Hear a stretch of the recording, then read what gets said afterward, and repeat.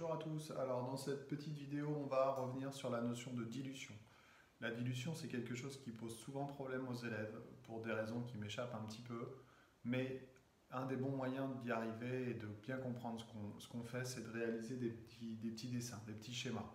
Vous avez tout intérêt, de toute façon, que ce soit en maths ou en physique, à passer le maximum par le dessin, par le schéma, pour arriver à traduire ce que vous lisez. C'est très important de traduire la consigne en schéma ou en dessin, surtout en chimie. Alors, on a dit dans une précédente vidéo que diluer, c'est rajouter du solvant. Par exemple, je bois un café qui est trop sucré, donc je vais rajouter du solvant, je vais rajouter du café de telle manière à diminuer la concentration en soluté sucre qui est dans mon café.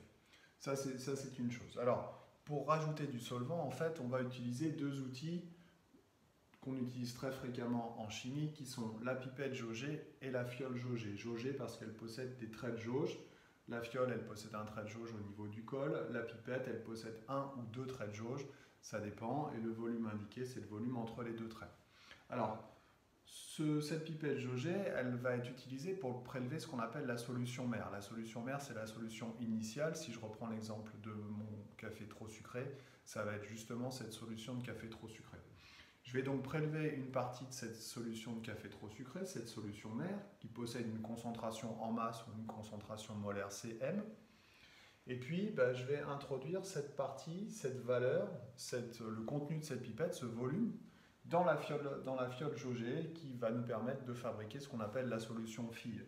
La solution fille va donc avoir un volume VF, F pour fille, mais aussi comme fiole. D'accord ? Et on va obtenir donc une concentration fille. La solution de mon café après dilution, mon café va être moins concentré en sucre qu'avant dilution. C'est bien l'objectif puisqu'on va rajouter de l'eau.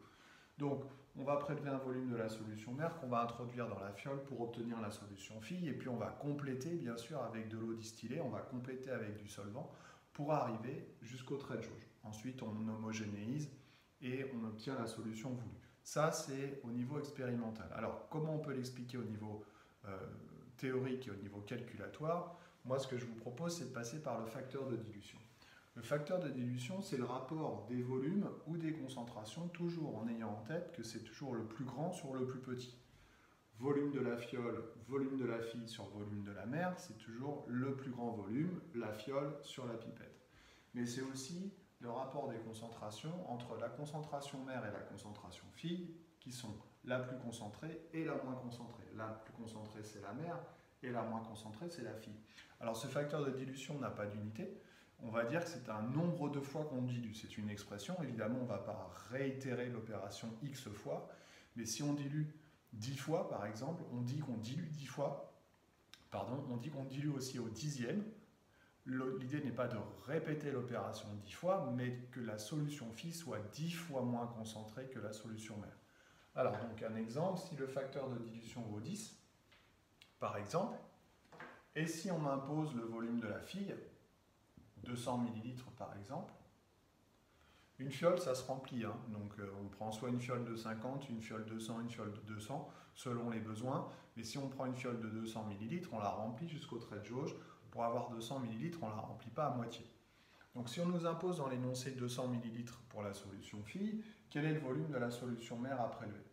Si on dilue 10 fois et qu'on veut 200 ml de solution fille, ça veut dire qu'il va falloir que je prélève 10 fois moins de solution mère que de solution fille. On va donc prélever 20 ml de solution mère avec une pipette jaugée de 20 ml. À chaque fois que vous allez faire une dilution, de toute façon, vous allez avoir 3 choses connues et une inconnue. Donc, en utilisant cette petite relation-là, ou en utilisant une relation que vous utilisez des fois, qui est Cm fois Vm égale Cf fois Vf, vous allez pouvoir retrouver la valeur inconnue. Voilà. C'est tout ce que je voulais vous dire sur les dilutions. Comme d'habitude, il faut s'entraîner et mon conseil le plus important ici, c'est que traduire l'énoncé, traduire la consigne par des petits schémas avec des couleurs en répertoriant bien et en repérant bien ce que sont Cm, Vm, Cf et Vf, c'est nickel et vous ne vous tromperez plus. Voilà, j'espère que ça a été utile. Je vous dis à bientôt. Bye bye.